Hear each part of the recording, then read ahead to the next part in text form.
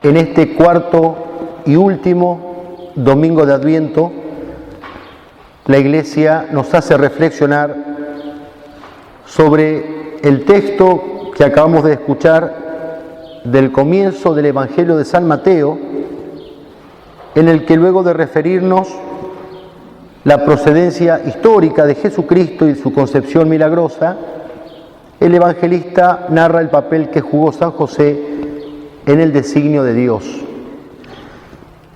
Después de unos meses junto a Isabel, ayudándola en todo lo necesario para el nacimiento de San Juan Bautista, la Virgen volvió a Nazaret.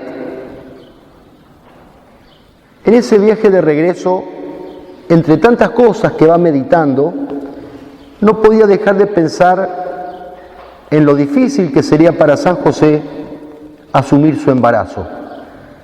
Sin embargo, como lo hará siempre, se entrega totalmente en los brazos de Dios con aquella confianza que solo ella puede tener.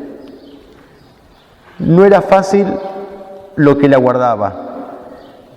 Tampoco lo sería para San José, el varón justo, como lo define el Evangelio, es decir, el varón santo, a quien esta prueba le significaría una verdadera noche oscura en el camino de la fe. San Mateo deja bien claro cómo fue la concepción milagrosa de Jesús. María y José estaban desposados, estaban casados, no eran novios, ya habían celebrado sus bodas, por lo tanto se debían mutua fidelidad, aunque según la costumbre la esposa no se había trasladado todavía a la casa del esposo.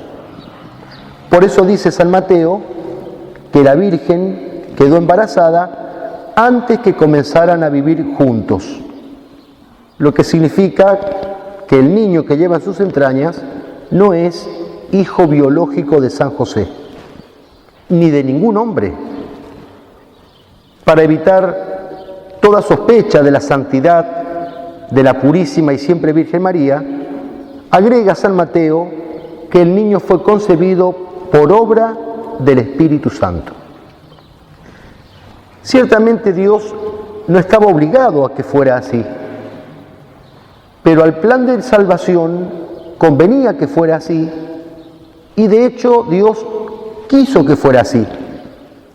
Precisamente en vista de este misterio es que la hizo a su madre inmaculada y llena de gracia, porque de ella, y solamente de ella, sin intervención de varón, tomaría la carne que asumiría en la encarnación. Por el momento, San José esto no lo sabía. No era poco lo que debería aceptar. La ley de Moisés mandaba la lapidación, la muerte a pedradas en los casos de adulterio. Es decir, a juzgar por lo que veía, San José podía dar el libelo de repudio y denunciar a María ante los jueces. Y sin embargo no lo hizo. Dice el Evangelio: José, su esposo, que era un hombre justo y no quería denunciarla públicamente, resolvió abandonarla en secreto. Si era el varón justo, es decir, el varón santo, y por lo tanto fiel cumplidor de la ley dada por Dios, ¿por qué no quiso denunciarla conforme mandaba la ley? Simplemente porque su corazón le dictaba que no se trataba de un adulterio.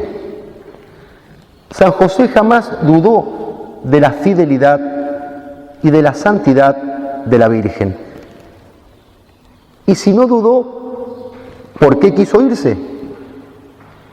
La respuesta, entre tantos, la da Santo Tomás de Aquino. Quiere despedir a María lleno de un santo temor de vivir al lado de una tan gran santidad. O sea, quiso irse porque se vio pequeño ante tanta grandeza. Quiso irse porque se consideró indigno frente a un misterio que lo trascendía por completo. Señor, esto es demasiado para mí. No soy digno de este misterio, me voy. Dice hermosamente San Jerónimo, vela con su silencio un misterio que desconoce. Vela con su silencio, oculta con su silencio. Silencio de San José que lo acompañará a lo largo de toda la vida.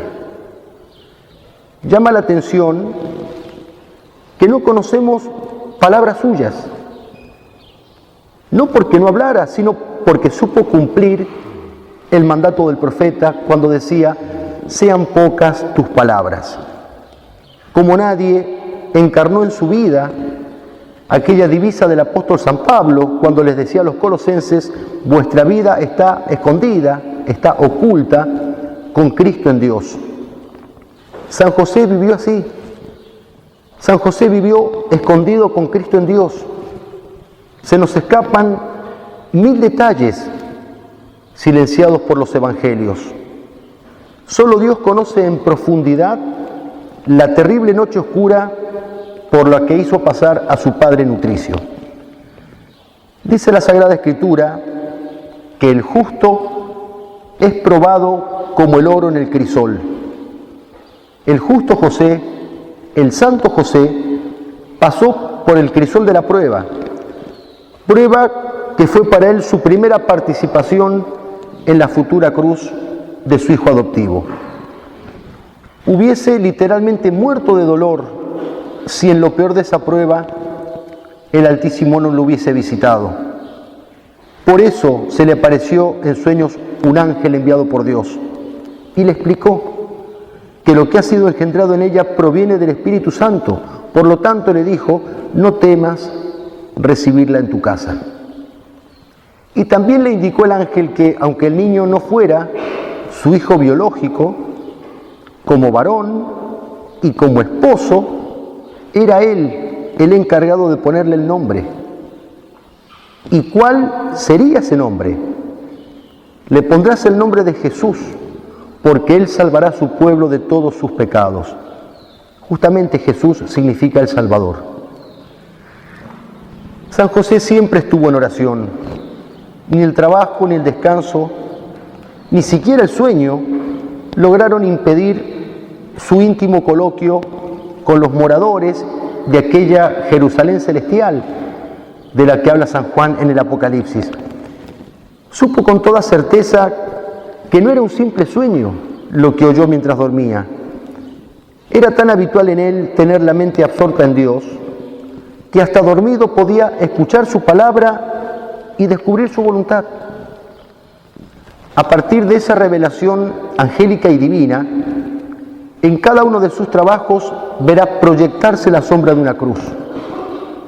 No podrá sustraerse jamás a la forma de aquel madero en el que Jesús moriría para salvar a los hombres. En adelante, cada golpe de martillo será como una visión profética, como un preludio de la crucifixión. Hasta el fin de su vida retumbarán para siempre, como un eco en su corazón, las palabras del ángel. Él salvará a su pueblo de todos sus pecados. ¿Y a qué precio? ¿A qué precio? Este fue, en síntesis, el papel que jugó San José en lo referente a la concepción milagrosa de Jesucristo. Fue él, como dice San Agustín, el único testigo y defensor de la Inmaculada Virginidad y al mismo tiempo de la divina maternidad. San Mateo afirma explícitamente, lo hemos escuchado recién, que así, de esta manera, quedó cumplida la antigua profecía de Isaías sobre la maternidad virginal de María Santísima. El niño concebido milagrosamente en sus entrañas es el Emmanuel, que significa Dios con nosotros. No es un niño cualquiera el que nacerá en Belén, ni es tampoco un ser abstracto que se desentiende de sus criaturas, el Dios que adoramos. No es el Dios de los masones, no es el Dios de los deístas, no es ese supremo arquitecto que luego de la creación se olvidó y abandonó su obra. como aquel personaje ilustre que se lo invita en un evento deportivo a dar el puntapié inicial y después se retira para ver el desarrollo del partido desde la tribuna, pero sin intervenir. Algunos lo conciben a Dios así. No, no es ese el Dios que adoramos. Es el Emmanuel, el Dios con nosotros. Dice textualmente el Catecismo que Dios creó al mundo con su voluntad omnipotente y que lo gobierna con su providencia. Dios no se desentiende de su criatura. Dice Jesús en el Evangelio que ni siquiera un cabello de nuestra cabeza se va a caer sin el consentimiento del Padre. No hay una sola hoja de un árbol que caiga sin que sea previsto y gobernado por la providencia de Dios. Ese Dios que a partir de la encarnación, como dice el mismo San Agustín, es más íntimo a nosotros que nuestra misma intimidad. Emmanuel, Dios con nosotros. ¿Cuánto tenemos que aprender de María Santísima y de San José? ¿Cuántos misterios secretos, cuántos misterios ocultos encerrados en esos castos corazones? ¿Cuánto necesitamos también nosotros encarnar a Dios en nuestras almas? No para entender siempre sus designios, sino para aceptarlos santamente. En estos días previos a la Navidad, pidamos al Señor poder cerrar los oídos al tumulto, al ruido, al bullicio del mundo. Es verdad que esto es cada vez más difícil. ¿Por qué? Y porque estamos en una etapa del año donde todo nos juega en contra en este sentido. Es una etapa del año que está marcada por festejos, juntadas, cenas de despedidas, actos, reuniones. Al comenzar el Adviento, la Iglesia nos pide oración, recogimiento, sobriedad, moderación, y viene el mundo y nos arma un combo para que hagamos todo lo contrario. Es tan difícil vivir el Adviento cristianamente en un mundo así. ¿Qué es lo que debemos hacer? Hay cosas a las cuales no nos podemos sustraer, pero hay cosas que sí podemos y debemos hacer. La Iglesia como madre nos da todo, pero también debemos querer nosotros. Se trata de crear, llamémosle, un microclima espiritual. Un microclima espiritual en mi alma, en mi familia, donde Dios no sea un extraño, donde Dios no sea un ausente. El mundo vive en el ruido.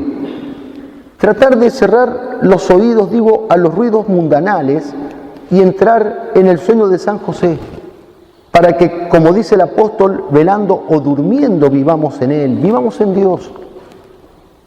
Pidámosle esta gracia a la Virgen, pidámosle poder penetrar en su corazón, que ella afiance nuestra intimidad con Jesucristo, para que nuestra vida esté siempre, como la de San José y como la de ella, oculta con Cristo en Dios. Que así sea.